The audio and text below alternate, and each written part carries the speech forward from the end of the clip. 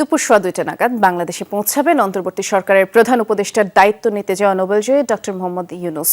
আর বিমানবন্দরে তাকে অভ্যর্থনা জানাবেন সেনাবাহিনী প্রধান জেনারেল ওয়াকারুজ্জামান। রাত 8টায় অন্তর্বর্তী সরকারের প্রধান উপদেষ্টা হিসেবে শপথ নেয়ার কথা রয়েছে doctor ইউনূসের।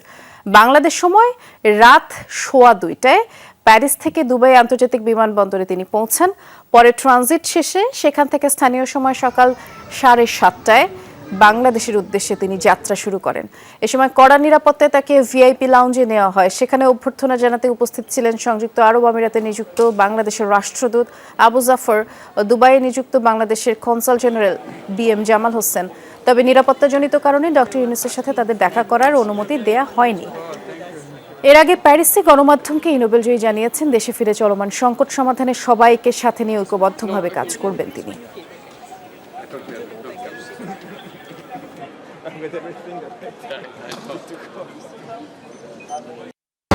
Yes, I'm looking forward to going back home and see what's happening there and how we can organize ourselves to get out of the trouble that we are in. Thank you very much.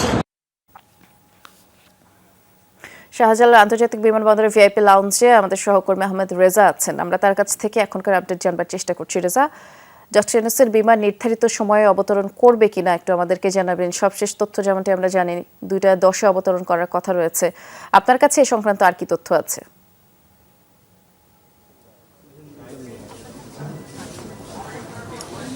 বৃষ্টি ঠিক 2:10 সেটি 2:05 হতে পারে। মানে যে নির্ধারিত সময় ছিল তার থেকে 2 থেকে 3 মিনিট সময়ের আগে আসলে তার অবতরণ করার কথা রয়েছে, অর্থাৎ অন্তর্বর্তীকালীন সরকারের প্রধান উপদেষ্টা হিসেবে যিনি দায়িত্ব পালন করবেন ডক্টর ইউনূস। এবং তিনি কিন্তু বিমানবন্দরে এসে প্রথমেই তিনি সেখানে আসলে তাকে বরণ করে নেবার জন্য 3 বাহিনীর প্রধান অর্থাৎ বাংলাদেশ সেনাবাহিনী, নৌবাহিনী এবং বিমান বাহিনীর প্রধান তারা তাকে বিমানবন্দরে প্রথমেই অভ্যর্থনা জানাবেন এবং তার পরবর্তীতে কিন্তু ছাত্র জনতা যারা রয়েছেন, বিশেষ করে সুশীল সমাজের প্রতিনিধি যারা রয়েছেন তারাও কিন্তু আসলে তাকে স্বাগত জানাবেন এবং তাদের সাথে কিন্তু আলাদা একটি বৈঠক করবেন এবং সেই বৈঠকে ডক্টর ইউনূস অর্থাৎ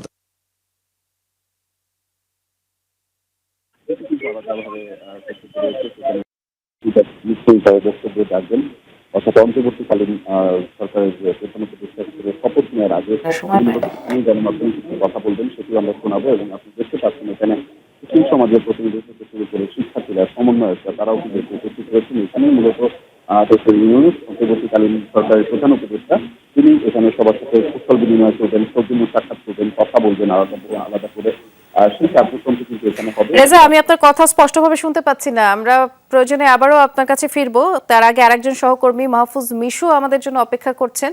তার কাছ থেকে আমরা সেখানকার আপডেট জানবার চেষ্টা করছি, কারণ এর আগের ঘন্টার যে সংবাদ সেখানেও মাহফুজ মিশু আমাদের সাথে যুক্ত হয়েছিলেন। তিনি তখন বিমানবন্দর সড়কেই অবস্থান করছিলেন। যেমনটি তিনি জানাচ্ছিলেন যে আসলে ডক্টর ইউনূসের যেই অভ্যর্থনা জানানোর প্রক্রিয়া, তিনি খুব বেশি জাঁকজমকপূর্ণ কিংবা আড়ম্বরপূর্ণ যে অভ্যর্থনা সেটি চাচ্ছিলেন না। এবং সে বিষয়ে আরো বিস্তারিত তথ্য আমাদের সহকর্মী মাহফুজ মিশুর কাছে আছে। আমরা মিশুর কাছ থেকেই শুনি। মিশু,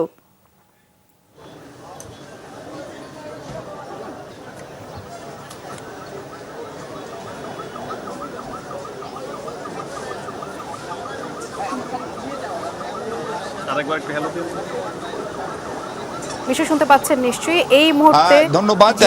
এখন একদম নির্ধারিত সময় দুপুর 2:05। জি মিশু বলুন, আমরা শুনতে পাচ্ছি আপনাকে।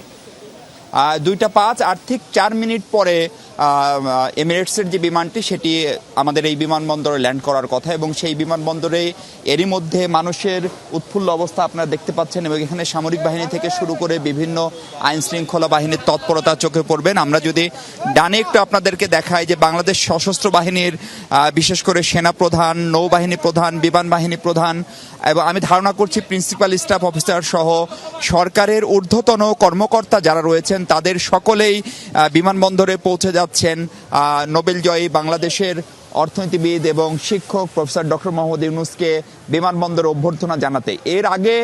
এর আগে বৈষম্য বিরোধী ছাত্র আন্দোলনের 13 জন সমন্বয়কারী বিমানবন্দরে প্রবেশ করেছেন। একজন নারী সমন্বয়কারী তাবাসসুম সহ তাদেরকে আমরা দেখেছি। সেই সাথে গ্রামীণ ব্যাংকের বর্তমান এমডি সহ কর্মকর্তাদের একটি দল এবং সুশীল সমাজের একটা ছোট্ট প্রতিনিধি দল, তারাও বিমানবন্দরের ভিআইপি লাউঞ্জ অপেক্ষা করছেন। আপনাদেরকে জানিয়ে রাখি যে এরই মধ্যে বঙ্গভবন সূত্র নিশ্চিত করেছে যে আজ রাত 8টায় ডক্টর মোহাম্মদ ইউনূস বাংলাদেশের অন্তর্বর্তীকালীন সরকারের প্রধান উপদেষ্টা হিসেবে অর্থাৎ সরকার প্রধান হিসেবে দায়িত্ব নিতে যাচ্ছেন। এবং ডক্টর ইউনূসের দুটো দেশে ফেরা খুবই তাৎপর্যপূর্ণ হয়ে থাকলো। আজকের এই আগস্টের 9 তারিখে তার যে দেশে ফেরা, আজকের যে দেশে ফেরা, এবং এর আগে 2006 সালে অর্থনীতিবিদ ডক্টর মোহাম্মদ ইউনূস এবং তার প্রতিষ্ঠিত গ্রামীণ ব্যাংক, যেটি চট্টগ্রামের জোবরা গ্রাম থেকে যেটির উদ্ভব, সেটি আপনি বলছিলেন, যা বলছিলাম সেটি হচ্ছে 2006 সালের পরে তখন তিনি দেশে ফিরেছিলেন এবং তখনও দারুণ এক উৎফুল্ল পরিবেশ ছিল এবং সর্বদলীয় একটা সংবর্ধনার আয়োজন করা হয়েছিল প্রফেসর মোহাম্মদ ইউনূসের জন্য। এবং তারপরে আজকের এই পরিবর্তিত প্রেক্ষাপটে বিশেষ করে কোটা সংস্কার আন্দোলনকে কেন্দ্র করে শিক্ষার্থীদের যে বৈষম্য বিরোধী আন্দোলন এবং সে আন্দোলনের চূড়ান্ত ফলাফল হিসেবে টানা 3 মেয়াদ ক্ষমতায় থাকার পরে আওয়ামী লীগ সরকারের পতন এবং সাবেক প্রধানমন্ত্রী শেখ হাসিনার দেশ ছেড়ে যাওয়া এবং তার পরিপ্রেক্ষিতে শিক্ষার্থীদের সঙ্গে পরামর্শক্রমে সামরিক বাহিনী প্রধানগণ এবং বাংলাদেশের রাষ্ট্রপতি সহ সমন্বয় করে একসঙ্গে মিলে এই অন্তর্বর্তীকালীন সরকারের প্রধান উপদেষ্টা হিসেবে ডক্টর ইউনূসকে দায়িত্ব নেওয়ার অনুরোধ করলে তিনি শিক্ষার্থীদের সেই আহ্বানে সাড়া দেন এবং তারই অংশ হিসেবে তিনি প্যারিস থেকে এখনই ঢাকায় ফিরছেন। আমরা যদি ভুল না করি তাহলে এতক্ষণও তিনি সময় অনুযায়ী তার বিমানটি ঢাকার আকাশে ল্যান্ড করার কথা। এবং এখান থেকে ডক্টর মোহাম্মদ ইউনূস যেহেতু আজকেই শপথ এবং তিনি প্যারিসে যে অলিম্পিক, সেই অলিম্পিকে মশালবাহী সম্ভবত প্রথম বাংলাদেশি যিনি দুবার এই মশালটি বহন করেছেন, সেখান থেকে আসছেন। তার সঙ্গে তার কিছু শারীরিক চেক আপে এবং অন্যান্য চিকিৎসাজনিত বিষয় যে ছিল সেটা শেষ করে এখান থেকে তিনি, আমরা ধারণা করছি যেমনটা, বিমানবন্দর থেকে বের হয়ে ক্যান্টনমেন্টের ভেতর দিয়ে হয়তো তিনি আগে গুলশানে তার বাসভবনে যাবেন। তার স্ত্রী, যিনি জাহাঙ্গীরনগর বিশ্ববিদ্যালয়ের পদার্থবিজ্ঞান বিভাগের শিক্ষক, তিনি ডিমনেশিয়া সহ নানা ধরনের শারীরিক জটিলতায় ভুগছেন। হয়তো পরিবারের সদস্যদের সঙ্গে একটু দেখা করার পরপরই তিনি তার যে সরকার গঠন প্রক্রিয়া, কতজন উপদেষ্টা থাকবেন, কারা থাকবেন এবং সেটি নিয়ে সম্ভাব্য যাদের সঙ্গে মোহাম্মদ ইউনূসের কথা বলার কথা ধারণা করা হচ্ছে, সেখানে মূলধারার রাজনৈতিক দলগুলোর পাশাপাশি ছোট রাজনৈতিক দল এবং অবশ্যই বৈষম্য বিরোধী ছাত্র আন্দোলনের নেতৃবৃন্দ যারা সমন্বয়কের দায়িত্ব পালন করছেন তাদের সঙ্গে কথা বলবেন, সশস্ত্র বাহিনী বিভাগ বিশেষ করে সেনাপ্রধানের সঙ্গে কথা বলবেন এবং তার পরিপ্রেক্ষিতে তিনি যে নির্দেশনা দিবেন সেই নির্দেশনার আলোকে মন্ত্রিপরিষদ বিভাগ তাদের তালিকা চূড়ান্ত করে তাদেরকে আনুষ্ঠানিকভাবে শপথের আমন্ত্রণ জানালে বঙ্গভবনে রাত 8টায় শপথের যে প্রস্তুতি সেটি সম্পন্ন হবে। জানিয়ে রাখা ভালো, চট্টগ্রামের এই সন্তান যিনি ডক্টর মোহাম্মদ ইউনূস, যিনি প্রথম বাংলাদেশি নোবেল বিজয়ী, তার জন্ম 1940 সালে।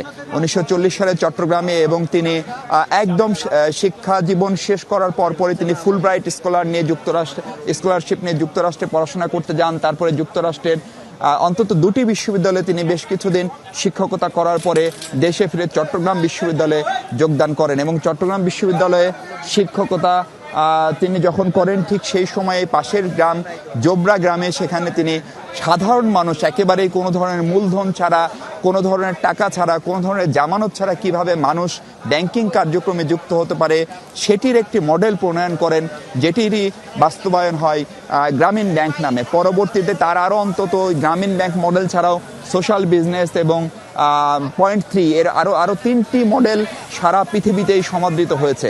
ডক্টর ইউনূস গ্রামীণ ব্যাংক নামে, পরবর্তীতে তার আরও অন্তত গ্রামীণ ব্যাংক মডেল ছাড়াও সোশ্যাল বিজনেস এবং পয়েন্ট 3 এর আরও 3টি মডেল সারা পৃথিবীতেই সমাদৃত হয়েছে। ডক্টর ইউনূস তার অর্থনীতিতে ডিগ্রি সম্পন্ন করার পরে, পিএইচডি করার পরে অন্তত 62টি তিনি আন্তর্জাতিক ডক্টরেট সম্মানসূচক ডক্টরেট ডিগ্রি লাভ করেছেন এবং এই ডক্টর ইউনূসের সঙ্গে 2016-17 সাল থেকেই তার প্রতিষ্ঠিত গ্রামীণ ব্যাংকের সঙ্গে তৎকালীন ক্ষমতাসীন আওয়ামী লীগের নেতৃত্বের যে টানাপোড়েন এবং সেটি নিয়ে যে ভুল বোঝাবুঝি, সেটা আদালত পর্যন্ত গড়ায় এবং আদালত তাকে একটি মামলায় সাজাও দেয়। পরবর্তীতে গতকালকে সেই মামলাগুলো থেকে খালাস পেয়েছেন তিনি। ফলে ডক্টর মোহাম্মদ ইউনূস যখন যে ক্রান্তি লগ্নে বাংলাদেশের সরকার প্রধানের দায়িত্ব নিতে যাচ্ছেন সেটি একটি সংকটময় মুহূর্ত। এবং আপনি জানেন যে এর আগেও একাধিকবার ডক্টর মোহাম্মদ ইউনূসকে বাংলাদেশের রাজনীতিবিদ, বিশেষ করে ক্রান্তি লগ্নে এই সংকটে তাকে দায়িত্ব নেওয়ার প্রস্তাব দেওয়া হয়েছিল, কিন্তু তিনি তখন রাজি হননি। কিন্তু এবারের প্রেক্ষাপটটি ভিন্ন এবং এই কোটা সংস্কার আন্দোলনকে কেন্দ্র করে উদ্ভূত যে রাজনৈতিক পরিস্থিতি এবং গত 2-3 দিন ধরে দেশে এক প্রকারের সাংবিধানিকভাবে সেই অর্থে পুলিশ, আইন শৃঙ্খলা বাহিনী খুব সক্রিয় না থাকায় যে ধরনের সংকট তৈরি হয়েছে, তাতে এরই মধ্যে তিনি সবাইকে ধৈর্য ধরার আহ্বান জানিয়েছেন, তিনি প্রতিশোধ পরায়ণ না হওয়ার আহ্বান জানিয়েছেন। সেই সাথে ডক্টর মোহাম্মদ ইউনূস বাংলাদেশে যে সময় দায়িত্ব নিতে যাচ্ছেন সেই সময় যেরকম রাজনৈতিক সংকট রয়েছে, সেই রাজনৈতিক সংকট উত্তরণে পথ দেখাতে পারেন সবার কাছে গ্রহণযোগ্য জাতীয় বা আন্তর্জাতিক পর্যায়ে এরকম একজন মানুষ ডক্টর মোহাম্মদ ইউনূস।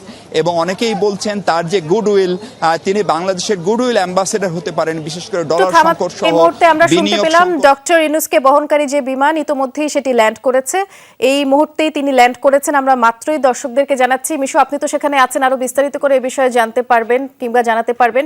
এই বিষয়ে আপনি আমাদেরকে একটু বর্ণনা করবেন, যেহেতু তাকে বহনকারী বিমানটি এই মুহূর্তে ল্যান্ড করেছে। এখন কতক্ষণের মধ্যে আসলে ইমিগ্রেশন থেকে শুরু করে যে আনুষ্ঠানিকতা রয়েছে সেটি সম্পন্ন হতে পারে?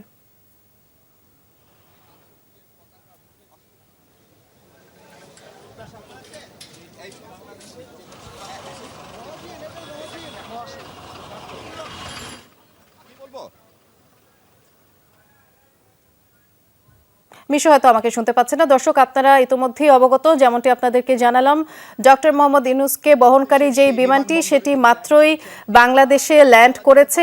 এখন যেই আনুষ্ঠানিকতা, মানুষের বিশাল ভালোবাসা এবং পাহাড় সমান প্রত্যাশা নিয়ে ডক্টর ইউনূস এই মুহূর্তে বাংলাদেশের মাটিতে ল্যান্ড করেছেন এবং এমন একটা পরিস্থিতিতে ডক্টর মোহাম্মদ ইউনূস বাংলাদেশের মাটিতে ল্যান্ড করলেন বা পৌঁছালেন ফ্রান্সের প্যারিস থেকে, যে সময়টায় বাংলাদেশের মানুষের চাওয়া পাওয়ার পরিধি কিন্তু অনেক বিশাল। একদিকে রাজনৈতিক সংকট, অর্থনৈতিক সংকট, গণতন্ত্রের সংকট, আগামীতে একটি সুষ্ঠু গ্রহণযোগ্য অংশগ্রহণমূলক নির্বাচনের মানুষের যে চাওয়া, সেই সব কিছু মিলিয়ে ডক্টর ইউনূসের এই স্বদেশ প্রত্যাবর্তনের দিকে আসলে দেশের কোটি মানুষের নজর। বিশেষ করে সবচেয়ে বেশি নজর যাদের, যে তরুণ শিক্ষার্থীদের আন্দোলনের ফলে এই বৈষম্য বিরোধী কোটা আন্দোলন যেটি একটি সফল পরিণতির দিকে গিয়েছে, তাদের যে প্রত্যাশা, তরুণদের যে প্রত্যাশা একটি বৈষম্য একটি সাম্যের বাংলাদেশ, সেই বাংলাদেশ গড়ার ক্ষেত্রে ডক্টর ইউনূস মূল নেতৃত্বের জায়গায় যাচ্ছেন এবং যেটি বাংলাদেশের মানুষ, বাংলাদেশের বিভিন্ন রাজনৈতিক দল তাকে বিভিন্ন সময় প্রস্তাব করেছিল। আমরা যদি ভুল না করি 2006-07 সালেও কিন্তু তাকে এই প্রস্তাবটি দেওয়া হয়েছিল, তখন তিনি রাজি হননি। কিন্তু এখন বিদ্যমান পরিস্থিতি বিবেচনায় ডক্টর মোহাম্মদ ইউনূসের এই দায়িত্ব গ্রহণে আগ্রহ তরুণদের ভিতরে বিশেষ করে নতুন আশার সঞ্চার করছে এবং তারা বিশ্বাস করেন ডক্টর মোহাম্মদ ইউনূসের নেতৃত্বে যে সরকারটি গঠিত হতে যাচ্ছে, সেই সরকারটি বিদ্যমান যে সমস্ত সংকট বা চ্যালেঞ্জ রয়েছে সেগুলো মোকাবেলার পাশাপাশি একটি সাম্য, ভ্রাতৃত্ব, ন্যায় বিচারের একটি বাংলাদেশ তৈরিতে ডক্টর মোহাম্মদ ইউনূস নিশ্চিতভাবে গুরুত্বপূর্ণ ভূমিকা পালন করবেন। যেটি বলে রাখা ভালো, 84 বছর বয়সী এই মানুষটি কিন্তু শারীরিকভাবে সাংঘাতিক ফিট এখনও এবং তার যে গ্রহণযোগ্যতা বিশ্বব্যাপী, ডক্টর মোহাম্মদ ইউনূসের যে মডেলটি পৃথিবীর অনেকগুলো দেশে ফলো করা হচ্ছে, পৃথিবীর অন্তত 22-23টি বিশ্ববিদ্যালয়ে তার জীবনী এবং তার যে সমস্ত কর্মকাণ্ড সেগুলো নিয়ে গবেষণা হচ্ছে, সেই সব কিছু মিলেই কিন্তু ডক্টর মোহাম্মদ ইউনূস এই মুহূর্তে একটি আশার আলোকবর্তিক হিসেবে তরুণ প্রজন্মের কাছে দেখা দিয়েছেন। ফলে তার সেই প্রচেষ্টার সঙ্গে দেশের মানুষের যে সমর্থন, রাজনীতিবিদদের যে সমর্থন এবং সত্যি যদি একটা প্রকৃত অর্থেই এক ধরনের সংস্কার হয়, এক ধরনের শুদ্ধাচারের প্রতিষ্ঠা হয়, তাহলে সেটি দীর্ঘমেয়াদে মুক্তিযুদ্ধের মাধ্যমে অর্জিত যে দেশ, যে বাংলাদেশ, সে বাংলাদেশটিকে নিশ্চিতভাবেই তার কাঙ্ক্ষিত লক্ষ্যে পৌঁছে নিয়ে যাবে। আবারও বলছি দর্শক, 2006 সালে শান্তিতে নোবেল বিজয়ী গ্রামীণ ব্যাংকের প্রতিষ্ঠাতা ডক্টর মোহাম্মদ ইউনূস বাংলাদেশের এই ক্রান্তি লগ্নে অন্তর্বর্তীকালীন সরকারের প্রধান হিসেবে শপথ নেওয়ার জন্য আজ সন্ধ্যায় গণভবনে যাবেন। এরই মধ্যে তিনি বাংলাদেশে এসে পৌঁছেছেন। বাংলাদেশের মাটিতে ল্যান্ড করার সাথে সাথে খুব বেশি আনুষ্ঠানিকতা কিন্তু নেই। আমার খুব স্পষ্ট মনে পড়ে 2006 সালে তিনি যখন নোবেল পুরস্কার জয়ী হয়ে বাংলাদেশে ফিরলেন, তখন নাগরিক সমাজের পক্ষ থেকে, ঢাকা সিটি কর্পোরেশনের পক্ষ থেকে তাকে যে সর্বদলীয় সংবর্ধনা দেওয়া হয়েছিল, সেখানে লাখো মানুষের উপস্থিতি ছিল ছিল, সেদিন যে সংবর্ধনাটি ডক্টর মোহাম্মদ ইউনূস পেয়েছিলেন আজকে কিন্তু সেরকম আড়ম্বরপূর্ণ কিছু নয়। এমনকি আপনারা একটু আগেও যদি দেখে থাকবেন, গতকালকে তিনি যখন প্যারিসের বিমানবন্দর থেকে রওনা দেন তিনি কিন্তু এখনও নিজের যে ট্রলি ব্যাগটি সেটি তিনি নিজেই বহন করছিলেন। তখন ফ্রান্সের নিরাপত্তা বাহিনীর সদস্যরা সেটি নিতে চাইলেও তিনি তাদেরকে ধন্যবাদ দেন। ফলে জীবনাচরণে আপনি যদি ডক্টর মোহাম্মদ ইউনূসের জীবনাচরণ দেখেন যে তিনি খুবই সাদামাটা জীবনযাপন করেন, ফলে এই সব কারণেই হয়তো তার প্রতি মানুষের বাড়তি যেরকম প্রত্যাশা, বাড়তি চাহিদা, বাড়তি আকাঙ্ক্ষা, সেটি নিঃসন্দেহে এই প্রবীণ এবং এই বিশ্বব্যাপী সমাদৃত এই মানুষটির জন্য একটি চ্যালেঞ্জও বটে। কিন্তু দেশের আপামর মানুষ তার জন্য প্রার্থনা করছেন যেন তার এই প্রচেষ্টা সফল হয় এবং একই সাথে বাংলাদেশে যে চলমান অস্থিরতা অথবা যেসব সংকট রয়েছে সেগুলো কাটাতে তিনি তার জ্ঞান, বুদ্ধি, প্রজ্ঞা, নিরপেক্ষতা, আচরণ, সহনশীলতা, এমনকি তার যে পরিপক্কতা সেগুলোর যথাযথ প্রয়োগ করে এই মুহূর্তে এই সংকট থেকে উত্তরণ না হলে অন্তত উত্তরণের একটি রূপরেখা, একটি পথরেখা ডক্টর মোহাম্মদ ইউনূস বাস্তবায়ন করতে পারবেন। এবং ডক্টর মোহাম্মদ ইউনূসের এই নামটি আলোচনায় আসার আগে থেকেই কিন্তু বৈষম্য বিরোধী যে শিক্ষার্থী আন্দোলন তারা কিন্তু অন্তর্বর্তীকালীন সরকারের প্রধান হিসেবে একটি নাম নিয়েই মূলত সরকারের সঙ্গে, বিশেষ করে রাষ্ট্রপতি মোহাম্মদ শাহাবুদ্দিন এবং সেনাপ্রধান জেনারেল ওয়াকারুজ্জামান সহ তিন বাহিনী প্রধানের সঙ্গে তাদের যে বৈঠক সেখানে তারা একটি নামের ইস্যুতে অনড় অবস্থানে ছিলেন, সেটি হচ্ছেন প্রফেসর মোহাম্মদ ইউনূস। কারণ তরুণ প্রজন্মের এই শিক্ষার্থীরা মনে করে এখন এরকম একটি নেতৃত্ব দরকার এবং শিক্ষার্থীদের বাইরে আমরা এখানে দেখতে পাচ্ছি বা বিমানের বিভিন্ন কর্মকর্তা কর্মচারীরা তারা বাইরে এসে দাঁড়িয়েছেন, ভেতরে আছেন তিন বাহিনী প্রধান, সশস্ত্র বাহিনী বিভাগের প্রিন্সিপাল স্টাফ অফিসার সহ অন্যান্য সিনিয়র সামরিক বেসামরিক কর্মকর্তারা ভেতরে রয়েছেন বৈষম্য বিরোধী আন্দোলনের নেতৃত্ব দেওয়া 13 সমন্বয়কারী তারা রয়েছেন। ফলে আমরা ধারণা করছি ভেতরে যে ভিআইপি টার্মিনালটি আমরা দেখতে পাচ্ছি, ডক্টর মোহাম্মদ ইউনূস চাইলে আজকে ভিভিআইপি এয়ারপোর্ট দিয়ে ভিভিআইপি টার্মিনাল দিয়েও প্রবেশ করতে পারতেন, কিন্তু সেটি ভিআইপি টার্মিনাল দিয়ে প্রবেশ করছেন। সেটি নিশ্চয়ই তার সিদ্ধান্ত অথবা সরকারের সিদ্ধান্ত হতে পারে। সেখানে হয়তো তিনি শিক্ষার্থীদের সঙ্গে প্রাথমিকভাবে কথাবার্তা বলবেন, তাদের মনোভাব বোঝার একটু চেষ্টা করবেন, কারণ এই পুরো ঘটনা প্রবাহে কিন্তু তার সঙ্গে ইন পার্সন কথাবার্তা শিক্ষার্থীদের কথাবার্তা হয়নি, সেনাপ্রধানের এবং অন্যান্য দায়িত্বশীলদের কথাবার্তা হয়নি। আমরা একটু বিমানবন্দরের ভেতরে যেতে চাই, সেখানে প্রফেসর ইউনূসের সঙ্গে শিক্ষার্থী এবং অন্যরা তাকে রিসিভ করছেন। আমার সহকর্মী আহমেদ রেজা আছেন সেখানে। রেজা, আপনি যদি একটু জানান যে এই লাউঞ্জের পরিস্থিতি কি এবং সেখানে প্রফেসর ইউনূস কি করছেন, কাদের সঙ্গে কথা বলছেন?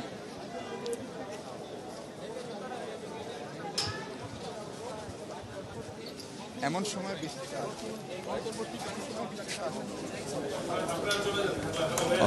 দর্শক দেখছেন যে আপনারা এই মুহূর্তে আসলে আমরা বিমানবন্দরের মিডিয়া ব্রিফিং রুমে রয়েছি। মূলত এখান থেকে যে তথ্যগুলো আপনাদেরকে জানাতে চাই, ইতিমধ্যে অন্তর্বর্তীকালীন সরকারের প্রধান উপদেষ্টা হিসেবে দায়িত্ব নিতে যাওয়া ডক্টর ইউনূস তিনি ইতিমধ্যে বাংলাদেশে অবতরণ করেছেন। তার ফ্লাইটটি ইতিমধ্যে কিন্তু অবতরণ করেছেন এবং তাকে বিমানবন্দরে স্বাগত জানানোর জন্য মূলত তিন বাহিনীর প্রধান অর্থাৎ বাংলাদেশ সেনাবাহিনী, নৌবাহিনী এবং বিমান বাহিনীর প্রধান তারা আলাদাভাবে তাকে প্রথমে অভ্যর্থনা জানাবেন এবং সেই অভ্যর্থনা জানানোর কার্যক্রমের পরে মূলত আনুষ্ঠানিক কার্যক্রম শুরু হবে। এখানে এসে তিনি মূলত যেই সমন্বয়করা রয়েছেন সেই সমন্বয়করা তাদের সাথে তিনি কথা বলবেন, কুশল বিনিময় করবেন, সৌজন্য সাক্ষাৎ করবেন। একই সাথে আমরা দেখেছি যে সুশীল সমাজের প্রতিনিধি যারা রয়েছেন তারাও কিন্তু এখানে অপেক্ষমান অবস্থায় রয়েছেন, তাদের সাথে কুশল বিনিময় করবেন ডক্টর ইউনূস এবং তার পরবর্তীতে মূলত গণমাধ্যমে তিনি আলাদাভাবে কথা বলবেন। সেটি আসলে এখন পর্যন্ত আনুষ্ঠানিক যে কার্যক্রম বা নীতিমালা সেগুলো রয়েছে। ফলে সেটি সম্পূর্ণ শেষে তিনি গণমাধ্যমে জানাবেন নিশ্চয়ই যে সংকটকালীন সময়ে কিভাবে দেশের এই সংকটকালীন সময়ে উত্তরণ ঘটানো যায় সেটি নিশ্চিত করা যাবে। এবং এখানে বেশ কিছু কার্যক্রম অর্থাৎ বিমানবন্দরে উনি ঢোকার সাথে সাথে সেখানে অভ্যর্থনা জানানোর জন্য তিন বাহিনীর প্রধান তারা অপেক্ষা করছেন এবং তার পরবর্তীতে সুশীল সমাজের প্রতিনিধি এবং সমন্বয়কদের পক্ষ থেকে শিক্ষার্থীদের সাথে তিনি কিন্তু কথা বলবেন, সৌজন্য সাক্ষাৎ করবেন, সেখানে তাদের সাথেও আসলে কুশল বিনিময় করবেন। সেটির অপেক্ষায় রয়েছেন অনেকেই। আমরা দেখেছি যে ইউনূস সেন্টার থেকেও কিন্তু অনেকেই এসেছিলেন যারা এখানে অপেক্ষা করছেন এবং তারাও তাদের সাথেও একটি কুশল বিনিময়ে সুযোগ রয়েছে। আমরা দেখেছি যে বিভিন্ন সুশীল সমাজের প্রতিনিধি যারা রয়েছেন তাদের সাথে কথা বলছিলাম। মূলত তাদের প্রত্যাশাও যে সংকটকালীন এই সময়টি রয়েছে সেটি সেই উত্তরণের উন্নয়নের ক্ষেত্রে ডক্টর ইউনূস তার প্রজ্ঞার মাধ্যমে আসলে তিনি আলাদাভাবে বিভিন্ন সিদ্ধান্ত নেবেন। সেই সিদ্ধান্তে আসলে দেশের ভালো এবং জনগণের ভালো হয় তেমন সিদ্ধান্তগুলো তিনি কিন্তু আসলে নেবেন। আমাদের এখানে বেশ কয়েকজন সুশীল সমাজের প্রতিনিধি হিসেবে উপস্থিত রয়েছেন, আমরা কারো একজনের সাথে একটু কথা বলতে চাই। আমি একটু আপনার সাথে কথা বলতে চাই যে যদি একটু জানান যে ঠিক এখন একটা সংকটকালীন সময় চলছে, সেই সংকটকালীন সময়ে আপনার প্রত্যাশায় কি থাকবে যদি এই সংকটকালীন মুহূর্তে আপনারা ডক্টর ইউনূস দায়িত্ব নিচ্ছেন? আমরা মনে করছি প্রফেসর ইউনূস আমাদের অনেক দিনের আমাকে ঘুরতে হবে। আচ্ছা আচ্ছা আচ্ছা আচ্ছা সংকটকালীন সময় আমার মনে হয় উনি he is the best person to guide আস, এবং নিশ্চয়ই এই সংকটকালীনই একটা পরিকল্পনা উনি নেবেন ইমিডিয়েটলি। আমাদের যে ল অ্যান্ড অর্ডার সিচুয়েশনটা, তারপরে আমাদের অনেকগুলো জরুরি কাজ আছে, এবং আমি জানি যে উনি স্থির হয়ে বসে এগুলোই প্রথমে নিয়ন্ত্রণে আনার চেষ্টা করবেন। নিশ্চয়ই আমরা সেই প্রত্যাশাই করছি। দর্শক, আপনারা শুনছিলেন যে প্রত্যাশার কথা, বিভিন্ন গুণীজনের প্রত্যাশার কথা রয়েছে। দেশকে ভালো রাখার জন্য যে প্রত্যাশা তারা সেটি ব্যক্ত করেছেন, এবং এই মুহূর্তে আমরা দেখেছি যে সমন্বয়কদের কয়েকজন উঠে গিয়েছেন যারা ডক্টর ইউনূসের সাথে সরাসরি আগেই সাক্ষাৎ করবেন, মূলত তাকে অভ্যর্থনা জানানোর জন্য। তিন বাহিনীর প্রধানের সাথে সাথে কিন্তু তারাও মূলত এখানে এসে এই অভ্যর্থনা জানাবেন বিমানবন্দরে।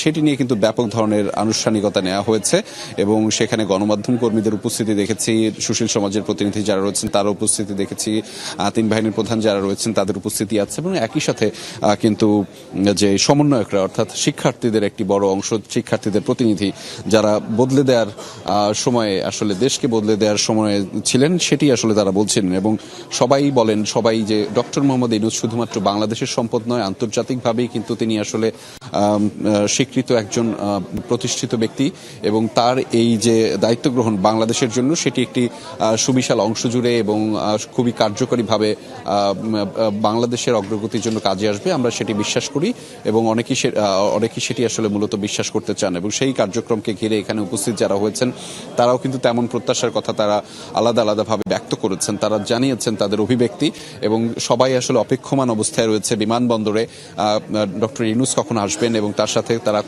কথা বলবেন, কুশল বিনিময় করবেন। মূলত একই সাথে তারা এই যে সুশীল সমাজের প্রতিনিধি যারা রয়েছেন তারাও আসলে আলাদা করে কথা বলবেন সেই জায়গাটিতে। এবং তার পরবর্তীতে আজকে দিনের যে কার্যক্রম সেটি একটু জানিয়ে রাখতে চাই দর্শক আপনাদেরকে।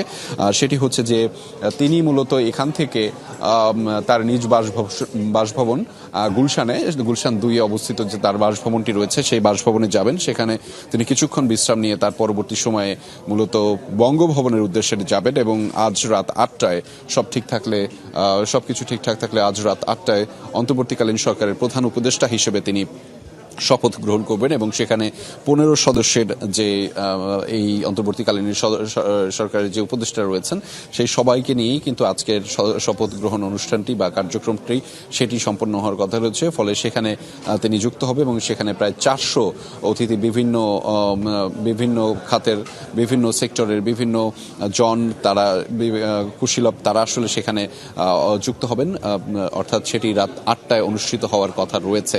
এবং তারপর মূলত আনুষ্ঠানিকভাবে বাংলাদেশের দায়িত্ব গ্রহণ করবেন অন্তর্বর্তীকালীন সরকারের প্রধান উপদেষ্টা হিসেবে ডক্টর মোহাম্মদ ইউনূস।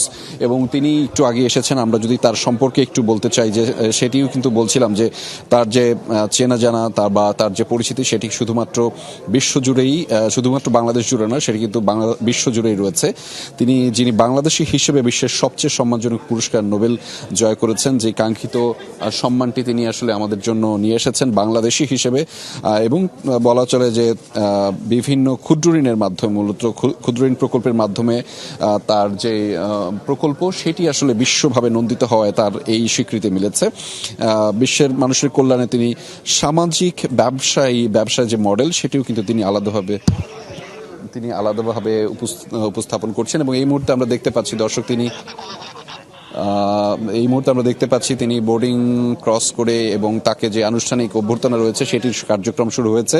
তিনি কিন্তু ইতিমধ্যে বাংলাদেশে অবতরণ করে বিমানবন্দরে কিন্তু নেমে গিয়েছেন, সেই কার্যক্রমও কিন্তু আমরা দেখতে পেয়েছি। আমরা আপনাদেরকেও দেখাচ্ছি দর্শক, সেটি আপনারা নিশ্চয়ই যমুনা টেলিভিশনের পর্দায় দেখতে পাচ্ছেন। অর্থাৎ অন্তর্বর্তীকালীন সরকারের প্রধান উপদেষ্টা হিসেবে দায়িত্ব নিতে যাওয়া ডক্টর মোহাম্মদ ইউনূস এই মুহূর্তে বিমানবন্দরে এসে নামলেন এবং তাকে যে আনুষ্ঠানিক অভ্যর্থনা জানানো হচ্ছে, তিন বাহিনীর প্রধান থেকে শুরু করে আরো ব্যক্তিবর্গ, তারা মূলত সেই কার্যক্রমে অংশ নিচ্ছেন।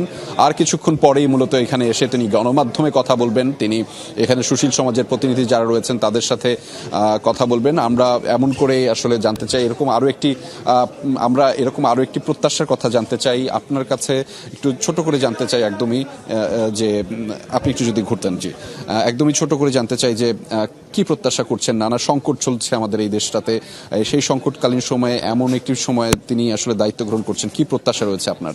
আচ্ছা, এটা কিন্তু এমনি স্বাভাবিক অন্য ক্ষমতা বদল না, এটা গণ আন্দোলনের মধ্যে, ছাত্র জনতার আন্দোলনের মাধ্যমে পরিবর্তিত একটা অবস্থায় অন্তর্বর্তীকালীন সরকারের দায়িত্ব স্যার একটা অভিভাবক হিসেবে নিয়েছেন, ডক্টর ইউনূস একজন অভিভাবক হিসেবে নিয়েছেন। ফলে আমার মনে হয় যে দেশে যে এখন অরাজকতা চলছে এবং অর্থনৈতিক দুর্দশা চলছে, নিশ্চয় তিনি এটা সমাধান করবেন এবং বৈষম্য দূরে তিনি অগ্রণী ভূমিকা রাখবেন। নিশ্চয়ই আমরা সেই প্রত্যাশা করছি, মূলত যে বিভিন্ন বৈষম্যের কারণে বাংলাদেশে যে গণঅভ্যুত্থানের শুরুটি হয়েছিল এবং ছাত্র জনতার মাধ্যমে যেই আসলে কার্যক্রম বিপ্লবের শুরু হয়েছিল বাংলাদেশে 2024 সালের, সেটিকে তারা আসলে আলাদাভাবে মূল্যায়ন করছেন এবং তারা বলছেন যে এখানে মূলত যারা এই যে যাত্রা শুরু হচ্ছে সেটি আসলে সংকটকালীন সময় পার করে নতুন বাংলাদেশ বিনির্মাণে, যেখানে আসলে অনেক স্বপ্ন রয়েছে, সেই স্বপ্ন আসলে বাস্তবায়নের ক্ষেত্রে সবাইকে ঐক্যবদ্ধভাবে আসলে কাজে আসতে হবে। আমরা দেখতে পাচ্ছি দর্শক যে ডক্টর মোহাম্মদ ইউনূসের যে আনুষ্ঠানিক বিমানবন্দরে নামার পরপরই যে আনুষ্ঠানিক কার্যক্রম রয়েছে, তাকে অভ্যর্থনা জানানোর পরবর্তী কার্যক্রমগুলো সেটি আসলে সম্পন্ন হচ্ছে এবং সেটির মাধ্যমে আমরা দেখতে পাচ্ছিলাম সেখানে বিভিন্ন অর্থাৎ তিন বাহিনীর প্রধান থেকে শুরু করে বাংলাদেশ সেনাবাহিনী, বাংলাদেশ নৌবাহিনী এবং বাংলাদেশ বিমান বাহিনীর প্রধানগণ তাকে অভ্যর্থনা জানাচ্ছেন। সেই কার্যক্রম চলছে এবং তারপর পরই কিন্তু ডক্টর ইউনূস আসবেন এবং এইখানে একটি বিমানবন্দরে আলাদা একটি মিডিয়া ব্রিফিং রুম করা হয়েছে সাময়িক সময়ের জন্য, যাদের সাথে যেখানে সুশীল সমাজের প্রতিনিধি এবং মূলত শিক্ষার্থীদের সাথে তারা কথা বলবেন এবং সেই কার্যক্রমে কিন্তু আমরা দেখতে পেয়েছি যে অনেকেই সামিল হয়েছেন। আমরা বিভিন্ন জন অর্থাৎ সুশীল সমাজের প্রতিনিধি থেকে শুরু করে ছাত্ররা যারা সমন্বয়ক হিসেবে কাজ করেছিলেন তারাও কিন্তু এখানে এসেছেন। আমরা তাদের উপস্থিতি দেখতে পেয়েছি, তারাও আসলে কুশল বিনিময় করবেন, সৌজন্য সাক্ষাৎ করবেন শিক্ষার্থীদের সাথে। ডক্টর ইউনূসের আলাদাভাবে সেই কার্যক্রম অর্থাৎ সৌজন্য সাক্ষাৎ হওয়ার কথা রয়েছে। দর্শক, আমরা সেটি আপনাকে দেখাবো এবং তারপর পরেই কিন্তু মূলত তিনি গণমাধ্যমে কথা বলবেন। আনুষ্ঠানিক যে কার্যক্রমটি সেটি সম্পন্ন হয়ে গিয়েছে। এই মুহূর্তে তিনি কিছুটা বিশ্রাম নিয়ে কিন্তু তিনি গণমাধ্যমে কথা বলবেন। আমরা দেখতে পাচ্ছি যে শিক্ষার্থীরা অর্থাৎ সমন্বয়করা এই আন্দোলনের, তারা কিন্তু অনেকেই এখানে এসে উপস্থিত হয়েছেন এবং তারাও আনুষ্ঠানিকভাবে যে শিক্ষার্থী ডক্টর ইউনূসের সাথে যে কুশল বিনিময় বা সৌজন্য সাক্ষাৎ সেটি আসলে করবেন। সুশীল সমাজের প্রতিনিধি যারা রয়েছেন তারাও এসেছেন। ফলে বিশাল এই অংশ জুড়ে গণমানুষের আকাঙ্ক্ষার ফলশ্রুতিতে যেই গণজোয়ার উঠেছিল বাংলাদেশে জুড়ে শিক্ষার্থীদের মতে, সেটি আসলে তারা এখনো বলছেন এবং সেটি আজকে রাত 8টার সময় অর্থাৎ অন্তর্বর্তীকালীন সরকারের প্রধান উপদেষ্টা হিসেবে দায়িত্ব গ্রহণ করবেন ডক্টর মোহাম্মদ ইউনূস এবং সেই প্রত্যাশা কিন্তু পুরো বাংলাদেশ জুড়ে মানুষের সাধারণ প্রত্যাশা রয়েছে এবং সেখানে আমরা দেখছি যে বিভিন্ন শিক্ষার্থীরা কিন্তু এখানে এসে উপস্থিত হয়েছেন, সুশীল সমাজের প্রতিনিধি যারা রয়েছেন এবং তিনি একটু আগেই বাংলাদেশে এসে নেমেছেন, অবতরণ করেছেন এবং আমরা দেখেছি যে এই কার্যক্রমে মূলত বেশ কিছু কার্যক্রমে এই কার্যক্রমে সেখানে তাকে স্বাগত জানানোর জন্য সুশীল সমাজের প্রতিনিধি থেকে শুরু করে শিক্ষার্থীদের বড় একটি অংশ এসেছে এবং একই সাথে 3 বাহিনীর প্রধান, বাংলাদেশ বিমান বাহিনী, নৌবাহিনী এবং সেনাবাহিনীর প্রধান, তারা কিন্তু এখানে এসে উপস্থিত হয়েছেন। আমরা সেই কার্যক্রম দেখাচ্ছিলাম আপনাদের মাধ্যমে, আপনারা দেখছেন দর্শক যমুনা টেলিভিশনের মাধ্যমে। এবং এই মুহূর্তে তিনি খানিকটা বিশ্রাম নিয়ে তিনি এখানে অপেক্ষমান যে সুশীল সমাজ রয়েছেন, শিক্ষার্থীরা রয়েছেন, তাদের সাথে কুশল বিনিময় করবেন, সৌজন্য সাক্ষাৎ করবেন এবং তারপর পরই গণমাধ্যমে আলাদাভাবে তার প্রতিক্রিয়া ব্যক্ত করবেন। অর্থাৎ এটি বাংলাদেশে নামার পরে তার আনুষ্ঠানিক বক্তব্য প্রথম, এবং তারপরেই তিনি আসলে তার নিজ বাসভবন গুলশানে যাবেন। সেখান থেকে মূলত বঙ্গভবনে যাওয়ার কথা রয়েছে এবং আজ রাত 8টায় মূলত যে অন্তর্বর্তীকালীন সরকারের উপদেষ্টা হিসেবে 15 সদস্য বিশিষ্ট যেই কাঠামোটি রয়েছে, সেই কাঠামোর প্রধান উপদেষ্টা হিসেবে তিনি শপথ গ্রহণ করবেন। আমরা সেই কার্যক্রম আপনাদেরকে সরাসরি দেখাচ্ছি যমুনা টেলিভিশনের মাধ্যমে। এখানে অপেক্ষমান শিক্ষার্থীরা রয়েছেন সুশীল সমাজের প্রতিনিধি। দর্শক, আপনি দেখছেন যে একটু আগেই বাংলাদেশে অবতরণ করেছেন, অর্থাৎ শাহজালাল আন্তর্জাতিক বিমানবন্দরে তিনি অবতরণ করেছেন এবং তারপর পরই যে আনুষ্ঠানিক কার্যক্রম বা প্রক্রিয়াগুলো ছিল সেটি সম্পন্ন হয়েছে এবং সেটির পরপরই মূলত এখন শিক্ষার্থীরা অপেক্ষা অবস্থায় রয়েছে। একটি মিডিয়া ব্রিফিং রুম রয়েছে, মিডিয়া ব্রিফিং এর রুমে তিনি আলাদাভাবে কিন্তু ব্রিফ করবেন সেটি কিন্তু বলা হচ্ছে এবং তিনি এই মুহূর্তে খানিকটা বিশ্রাম নিয়ে এসেই তিনি কিন্তু গণমাধ্যমে কথা বলবেন। আমরা সবাই অপেক্ষায় আছি তার সেই বক্তব্যটি শুনবার জন্য, বা তিনি আনুষ্ঠানিকভাবে যেই কার্যক্রমটি শিক্ষার্থীদের সাথে সম্পন্ন করবেন সেটিও আমরা দেখতে চাই। এখানে আমরা দেখছি যে সার্জিস আলম, হাসনাত আবদুল্লাহ অর্থাৎ সমন্বয়কারীরা যারা রয়েছেন তারাও কিন্তু ইতিমধ্যে এসে এখানে উপস্থিত হয়েছেন এবং আর অল্প কিছুক্ষণের মধ্যেই ডক্টর ইউনূস গণমাধ্যমের সামনে আসবেন আনুষ্ঠানিকভাবে তার প্রতিক্রিয়া জানাতে। সেখানে মূলত শিক্ষার্থী, সমন্বয়ক, সুশীল সমাজের প্রতিনিধি যারা রয়েছেন তাদের সকলের সাথে তিনি আলাদাভাবে সৌজন্য সাক্ষাৎ বা কুশল বিনিময় করবেন এবং তার পরবর্তীতে মূলত তিনি এই যে কার্যক্রম আপনারা দেখতে পাচ্ছেন দর্শক, সেই কার্যক্রমে গণমাধ্যমে আনুষ্ঠানিকভাবে তার প্রতিক্রিয়া জানাবেন। সেখানে নিশ্চয়ই আলাদা করে বিভিন্ন প্রশ্নের উত্তর যদি তিনি দেন বা তার প্রতিক্রিয়া, সেটি আমরা আপনাদেরকে দেখাবো দর্শক যমুনা টেলিভিশনের মাধ্যমে আপনারা দেখছিলেন। আর অল্প কিছুক্ষণের মধ্যেই তিনি মূলত এসে এখানে গণমাধ্যমে যে ব্রিফিং রুমটি রয়েছে সেখানে এসে উপস্থিত হবেন।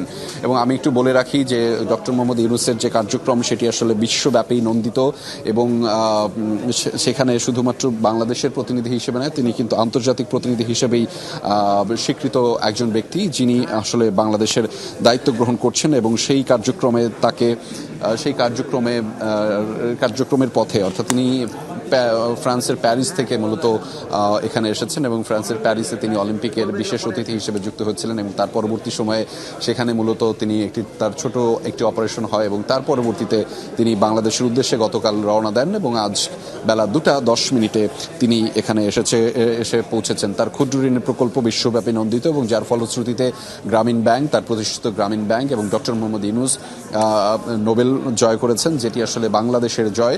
এবং একই সাথে তার যেই মডেল, সামাজিক ব্যবসার মডেল, সেটাও কিন্তু অনন্যভাবে উপস্থাপন হয়েছে দেশের ক্ষেত্রে। এবং এবার দেশ পুনর্গঠনের প্রধান উপদেষ্টা হিসেবে দায়িত্ব নিচ্ছেন বাংলাদেশের ডক্টর মোহাম্মদ ইউনূস। ফলে সেটিকে ঘিরে আলাদা প্রত্যাশার জায়গা তৈরি হচ্ছে, সেটিকে ঘিরে মানুষের যে প্রত্যাশার জায়গাটি তৈরি হয়েছে সেটিও কিন্তু তারা বলছেন। আমরা সুশীল সমাজের অনেকের সাথেই কথা বলছিলাম যে সংকটকালীন এই সময়ে মূলত যেই সংকটগুলো তৈরি হয়েছে সেটি নিরসনে ডক্টর মোহাম্মদ ইউনূস আলাদাভাবে তার কার্যকারী সিদ্ধান্ত গ্রহণ করবেন, সেটি আমরা এখন পর্যন্ত জানতে পেরেছি। এবং সেই কার্যক্রমে সামিল হতে যেই কার্যক্রমগুলো বা সিদ্ধান্তগুলো নেওয়া দরকার সেটি তিনি অবিলম্বে দেশের ভালোর জন্য, দেশের মানুষের জন্য সেই সিদ্ধান্তগুলো তিনি আসলে গ্রহণ করবেন বলে আমরা এখন পর্যন্ত তাদের প্রত্যাশায় জানতে পেরেছি। ফলে সবাই আসলে আনুষ্ঠানিকভাবে অপেক্ষা করছে ঠিক কখন আসবেন ডক্টর মোহাম্মদ ইউনূস এবং তার আনুষ্ঠানিক প্রতিক্রিয়াটি তিনি গণমাধ্যমে জানাবেন, সেটির জন্য তিনি আলাদাভাবে সবাই কিন্তু অপেক্ষা করছেন। আর অল্প কিছুক্ষণের মধ্যেই সেই যে সময়ের সেটি সমাপ্তি ঘটবে। আপনারা দেখছেন দর্শক যে একটু আগেই কিন্তু ডক্টর মোহাম্মদ ইউনূস তিনি বাংলাদেশে এসে অবতরণ করেছেন ঠিক 2:10 এবং শান্তিতে নোবেলজয়ী ডক্টর মোহাম্মদ ইউনূস তিনি প্রথমে দুবাই থেকে একটি বিমানযোগে রওনা হয়ে ঢাকা বিমানবন্দরে অবতরণ করেন মূলত, এবং এখানে সেনাপ্রধান সহ দেশের গুরুত্বপূর্ণ কর্মকর্তারা উপস্থিত থেকে তাকে অভ্যর্থনা জানান। এবং আজকে রাত যেই 8টা অর্থাৎ বাংলাদেশ সময় রাত 8টায় তিনি বঙ্গভবনে রাষ্ট্রপতির উপস্থিতিতে বাংলাদেশের দায়িত্বভার গ্রহণ করবেন এবং সেখানে শপথ গ্রহণ হবে। এবং সেখানে 15 সদস্যের মূলত একটি কাঠামো রয়েছে, যেটি অন্তর্বর্তীকালীন সরকারের যে দায়িত্ব পালন সেখানে রয়েছে, এবং 15 সদস্যের প্রধান উপদেষ্টা হিসেবে ডক্টর মোহাম্মদ ইউনূস তিনি দায়িত্ব পালন করবেন। আমরা সেই কার্যক্রমে সামিল হতে তাকে দেখেছি যে একটু আগেই অর্থাৎ দুপুর 2:10 বাংলাদেশ সময় তিনি এসে শাহজালাল আন্তর্জাতিক বিমানবন্দরে এসে উপস্থিত হয়েছেন। এবং তার পরপরই কিন্তু এখানে অপেক্ষমান যে সুশীল সমাজের প্রতিনিধি, শিক্ষার্থী, সমন্বয়ক এবং ডক্টর ইউনূসের সাথে কাজ করা ব্যক্তিবর্গ অর্থাৎ তার সহকর্মী, তারা সবাই কিন্তু অপেক্ষা করছেন এখানে। এবং একই সাথে আমরা দেখেছি যে যে 3 বাহিনীর প্রধান, বাংলাদেশ সেনাবাহিনী, বাংলাদেশ বিমান বাহিনী এবং বাংলাদেশ নৌবাহিনী, তারা তাদের প্রধান আলাদা করে ডক্টর মোহাম্মদ ইউনূসকে কিন্তু যে অভ্যর্থনা জানানো হয়েছে বিমানবন্দরে, সেই কার্যক্রমে সামিল হয়েছেন। আমরা দেখিয়েছিলাম আপনাদেরকে দর্শক, এবং আপনারা দেখছেন আর অল্প কিছুক্ষণের মধ্যেই মূলত অর্থাৎ অন্তর্বর্তীকালীন সরকারের প্রধান উপদেষ্টা হিসেবে দায়িত্ব নিতে যাওয়া বিশ্বজয়ী নোবেলজয়ী ডক্টর মোহাম্মদ ইউনূস তিনি আসলে আসবেন এবং গণমাধ্যমে কথা বলবেন, সেই অপেক্ষায় আমরা সবাই আছি। এবং সুশীল সমাজের প্রতিনিধি থেকে শুরু করে শিক্ষার্থীদের উপস্থিতি আমরা দেখেছি। একই সাথে দেখেছি যে এখানে তার যে সহকর্মী অর্থাৎ ডক্টর ইউনূসের সাথে কাজ যারা করেছেন সেই সহকর্মী কিন্তু এখানে উপস্থিত হয়েছেন, এবং একই সাথে তারা সবাই এখানে এসে কুশলাদি বিনিময় করবেন। সেখানেই মূলত আনুষ্ঠানিকভাবে গণমাধ্যমে বাংলাদেশে নামার পরে প্রথমবারের মতো কথা বলবেন তিনি, আনুষ্ঠানিক প্রতিক্রিয়া জানাবেন অন্তর্বর্তীকালীন সরকারের দায়িত্ব নেওয়ার আগে। এবং এর পরপরই মূলত এইখানকার আনুষ্ঠানিক কার্যক্রম সম্পন্ন করার পরপরই তিনি তার নিজ বাসভবন গুলশান 2-এ সেখানে তিনি যাবেন। সেখানে খানিকটা বিশ্রাম নিয়ে তিনি মূলত যাবেন বঙ্গভবনে, এবং সেখানে রাত 8টায় মূলত অন্তর্বর্তীকালীন সরকারের প্রধান উপদেষ্টা হিসেবে দায়িত্ব নেওয়ার কথা রয়েছে। শপথ গ্রহণের পরপরই তিনি সেই দায়িত্বভার গ্রহণ করবেন। এবং এই সংকটকালীন সময়ে নানা সিদ্ধান্ত কিন্তু অপেক্ষমান অবস্থায় রয়েছে, এবং সেখানে মূলত সংকটকালীন সময় পার করবার জন্য কি ধরনের পদক্ষেপ নেওয়া দরকার সেটির জন্য কিন্তু আসলে অনেকেই তার সিদ্ধান্তগুলোর অপেক্ষায় রয়েছে। ফলে এই সংকটকালীন সময় উত্তরণের জন্য পুরো বাংলাদেশকে ভালো রাখার জন্য বেশ কিছু পদক্ষেপ কিন্তু তাকে নিতে হবে, সেই প্রত্যাশা কিন্তু এখানকার যারা এসেছেন তারা সবাই আলাদা আলাদাভাবে করেছেন বা করছেন। আমরা দর্শক দেখাচ্ছিলাম তাদেরকে, এবং সেই কার্যক্রমগুলোতে সামিল হতে মূলত এখানে আমরা দেখেছি যে সুশীল সমাজের প্রতিনিধি, শিক্ষার্থী, সমন্বয়ক এবং তার সহকর্মী তারাও কিন্তু এসেছেন ডক্টর মোহাম্মদ ইউনূসের সাথে তারা কুশল বিনিময় করার জন্য। এবং বাংলাদেশ সময় ঠিক দুপুর 2:10 তিনি অবতরণ করেন, এবং সেখানে অবতরণের পরপরই তাকে আনুষ্ঠানিকভাবে অভ্যর্থনা জানানো হয় বাংলাদেশ সেনাবাহিনী, বাংলাদেশ বিমান বাহিনী এবং বাংলাদেশ নৌবাহিনীর পক্ষ থেকে। এবং সেখানে সরকারের অর্থাৎ এখানে আরও অনেক উচ্চপদস্থ কর্মকর্তা যারা এই অভ্যর্থনা অংশে যুক্ত হয়েছিলেন, এবং আমরা সেটি দেখছিলাম। এবং দর্শক আমরা দেখাচ্ছিলাম হয়তো আর অল্প কিছুক্ষণের মধ্যেই তিনি এসে উপস্থিত হবেন। আমরা দেখতে পাচ্ছি সেখানে হয়তো তিনি বিশ্রাম গ্রহণের পরপরই তিনি মূলত আনুষ্ঠানিকভাবে গণমাধ্যমে কথা বলবেন, এবং সেখানে অপেক্ষমান যে গণমাধ্যমে কথা বলার জন্য যে ওয়েটিং রুমটি প্রস্তুত করা হয়েছে রেজা, সেটি আমরা দর্শকদের দেখাচ্ছি ইতিমধ্যে।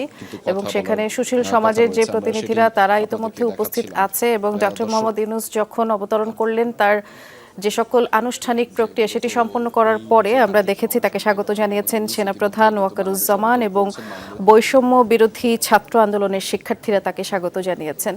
এই মুহূর্তে যেহেতু তিনি কিছুক্ষণের জন্য বিশ্রাম নিচ্ছেন, এবং কিছুক্ষণের মধ্যেই তিনি, দর্শক আপনারা সরাসরি যে রুমটি দেখতে পাচ্ছেন, এখানে এসেই গণমাধ্যমে কথা বলবেন। এবং এখানে সুশীল সমাজের প্রতিনিধিরা উপস্থিত আছেন, 3 বাহিনীর প্রধান থেকে শুরু করে যারা আছেন তারা সেখানে অপেক্ষমান রয়েছেন। বৈষম্য বিরোধী ছাত্র আন্দোলনের 13 সদস্যের একটি দল সেখানে অপেক্ষমান রয়েছে।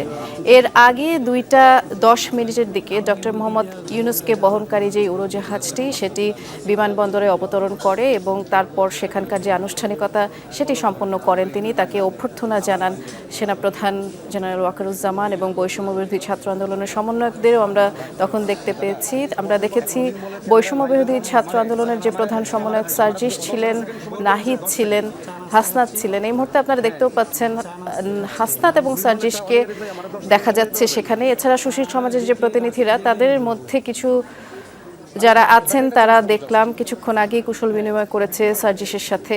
এই মুহূর্তে যেই প্রস্তুতি সেটি মোটামুটি সম্পন্ন করা হয়েছে এবং যখনই গণমাধ্যমের সামনে এসে কথা বলবেন সেটিও আপনারা যমুনা টেলিভিশনের মাধ্যমেই দেখতে পাবেন। ইতোমধ্যেই সব ধরনের প্রস্তুতি সম্পন্ন এবং এখানে গণমাধ্যমের সাথে কথা বলার পর যে আনুষ্ঠানিকতা রয়েছে সেটিও আপনাদেরকে জানাবার চেষ্টা করছি। এবং বিমানবন্দরের বাইরের যে সড়ক সেখানে উৎসুক জনতার ভিড় ইতোমধ্যে। আমাদের সহকর্মী মাহফুজ মিশু সেখানকার আপডেটটুকু রাখছেন। মিশু, যদি শুনতে পেয়ে থাকেন, আমরা বিমানবন্দরের ভেতরে যে ভিআইপি লাউঞ্জ সেখানকার যে অবস্থা সেটি দেখাচ্ছিলাম এবং আপনি যেখানে আছেন সেখানকার যে উৎসুক জনতার ভিড় কিংবা সেখানকার যে অবস্থা দেখছেন সেটি একটু আমাদের দর্শকদের জানিয়ে দিবেন।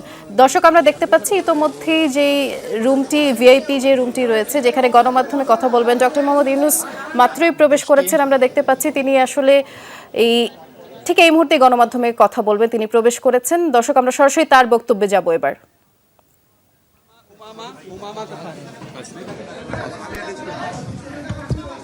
কেউ সামনে যাবেন না ভাই ভাই ছাড়েন না, বসেন প্লিজ প্লিজ, সামনে থেকে সবাই বসেন।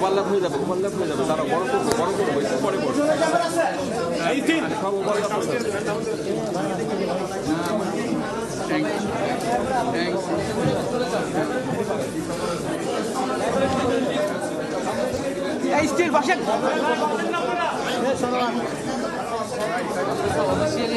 বসেন না ভাই।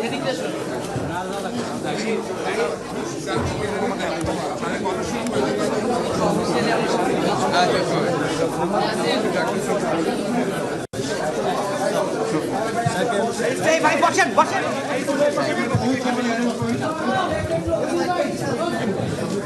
নজরুল ভাই বসেন বসেন, আসো আসো আসো আসো সবাই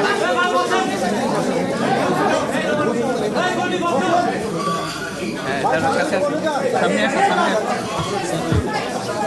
আরে সামনে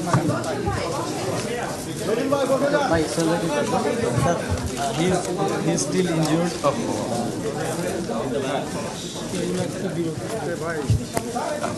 ফুলটা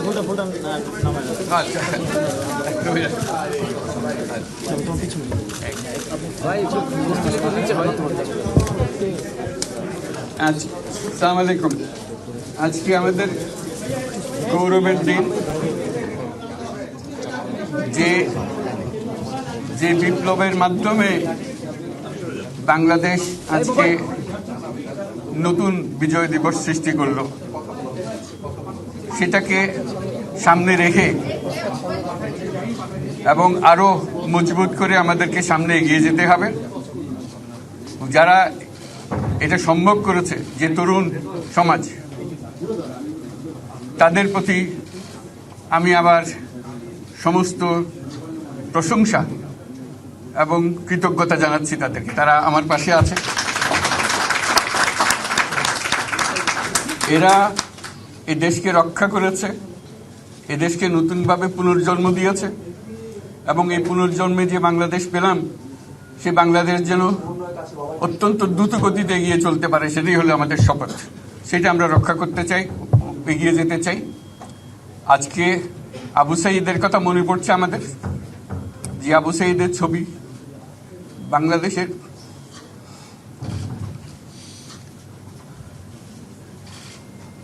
প্রতিটি মানুষের মনে গেঁথে আছে, এটা কেউ ভুলতে পারবে না। কি অবিশ্বাস্য একটা সাহসী যুবক, বন্দুকের সামনে দাঁড়িয়ে আছে এবং তারপরে থেকে কোনো যুবক, কোনো যুবতী আর হার মানে নাই, সামনে গিয়ে আছে। এবং বলছি যত গুলি মারো মারতে পারো, আমরা আছি। তো যার কারণে এটা সারা বাংলাদেশ জুড়ে এই আন্দোলন ছড়িয়ে গেছে এবং যার কারণে বাংলাদেশ এই দ্বিতীয়বার স্বাধীনতা অর্জন করলো। এই স্বাধীনতাটা আমাদেরকে রক্ষা করতেই হবে, শুধু রক্ষা করা নয়, এই স্বাধীনতার সুফল প্রতিটি মানুষের ঘরে পৌঁছাতে হবে, তা না হলে এই স্বাধীনতার কোনো দাম নেই।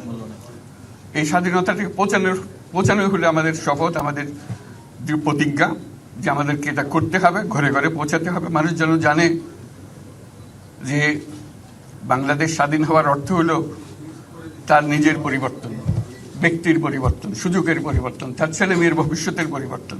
এটা যেন প্রত্যেকে বুঝে নেয় এবং আজকের তরুণ সমাজকে বোঝানো যে এই দেশ এটা তোমাদের হাতে, তোমরা এটাকে তোমাদের মনের মতো করে গড়ে তুলবে। তোমরা যেগুলো স্বাধীন করতে পেরেছো, তোমরা এটাকে তোমাদের মনের মতো করে গড়তেও পারবে এবং তোমাদের দেখে সারা দুনিয়া শিখবে কিভাবে একটা দেশ, একটা তরুণ সমাজ গ্রহণ করতে পারে এবং তাকে পাল্টে ফেলতে পারে। তাদেরকে আমি বারে বারে এমনি উপদেশ দিই যে পুরনোদের বাদ দাও, তাদের এই পুরনো চিন্তা দিয়ে এটার মুক্তি আমাদের হবে না করি, সারা দুনিয়ার মধ্যে এটা হবে না। এটা শুধু বাংলাদেশের কথা না, সারা দুনিয়াকে জুড়ে কথা বলছি।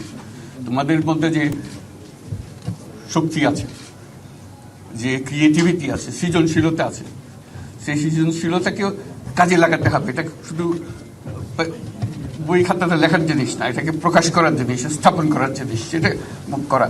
এটা আমরা এই আজকে আমাদের পুরো কাজটা হলো, দায়িত্বটা হলো তারা যেটা অর্জন করে নিয়ে এসছে, এখন তাদেরকে দিয়ে এটাকে করিয়ে দেওয়া, আমাদের সমস্ত কাঠামোগুলো পরিষ্কার করে দেওয়া।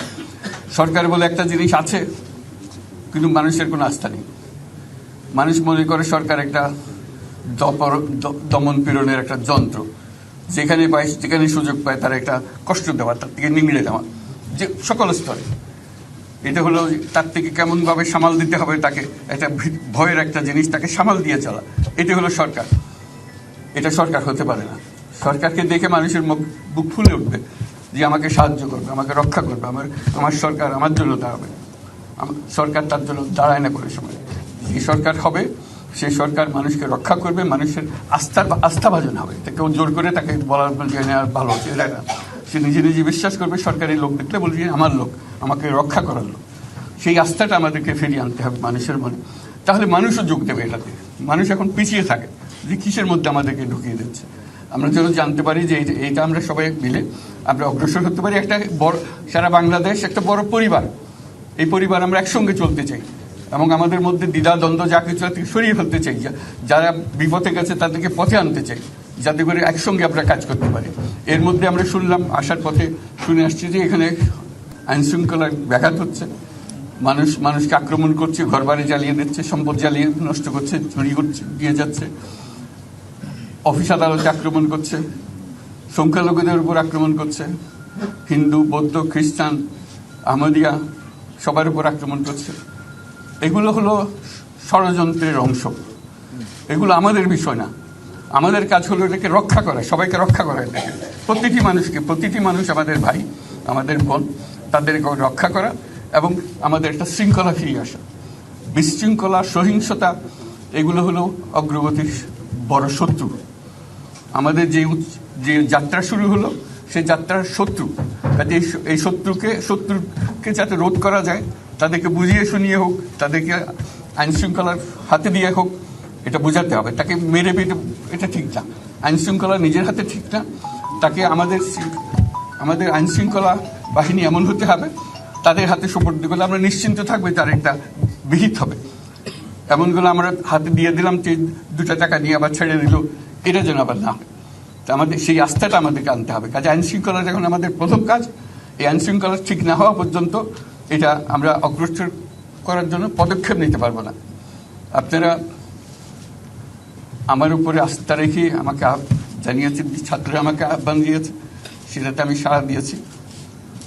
দেশবাসীর কাছে আমার আবেদন, আপনারা যদি আমার উপরে বিশ্বাস রাখেন, আমার উপরে ভরসা রাখেন, তাহলে নিশ্চিত করেন যে দেশে কোনো জায়গায় কারো উপরে হামলা হবে না। এটা আমাদের প্রথম দায়িত্ব। এটা যদি আমি করতে না পারি, এটা আমার কথা যদি না শোনেন আপনারা, তাহলে আমার প্রয়োজন এখানে নাই। আমাকে বিদায় দেন, আমি আমার কাজে থাকি, সেখানে আমি ব্যস্ত থাকি। যদি আমাকে প্রয়োজন মনে করেন তাহলে আমাকে প্রয়োজন মনে করলে আপনাদেরকে দেখাতে হবে যে আমার কথা আপনারা শোনেন। আমার কথা না শুনলে আমার কোনো প্রয়োজন নাই। আমার প্রথম কথা হলো আপনারা বিশৃঙ্খলা থেকে দেশকে রক্ষা করেন, আপনারা সহিংসতা থেকে দেশকে রক্ষা করেন, যাতে আমরা যা আমাদের ছাত্ররা আমাদেরকে পথ দেখায় সেই পথে আমরা এগিয়ে যেতে পারি। এটা একটা খুব সুন্দর দেশ হতে পারে, সারা বাংলাদেশ একটা খুব সুন্দর দেশের সম্ভাবনাময় দেশ। কাজে এই সম্ভাবনাগুলোকে আমরা নষ্ট করে দিয়েছি। এখন আবার সেই বীজতলা আবার তৈরি করতে হবে, আবার আমাদেরকে জেগে উঠতে হবে। তারাই এই বীজতলা তৈরি করবে, তাদের হাত দিয়েই হবে, এবং তাদের দিকে আমরা তাকাবো এবং আমরা তাদের নির্দেশ মতে আমরা অগ্রসর হব। এখানে সরকারি কর্মকর্তা কর্মচারী যারা আছেন, সেনাবাহিনী, বিমান বাহিনী, নৌবাহিনী প্রধানরা যারা আছেন, তাদের প্রতি অনুরোধ, আমরা একটা পরিবার, এইটার মধ্যে যেন আমাদের গোলযোগ না হয়, আমরা একযোগে একসাথে চলতে পারি এবং আমরা তড়িৎ গতিতে একটা সুন্দর বাংলাদেশ গড়ার পথে এগিয়ে যেতে পারি।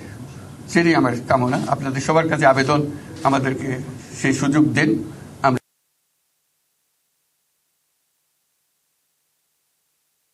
আমাদের দিকে এখানে যখন ছাত্ররা রাস্তায় নেমেছে, যে তারা অবাক হয়ে গেছে।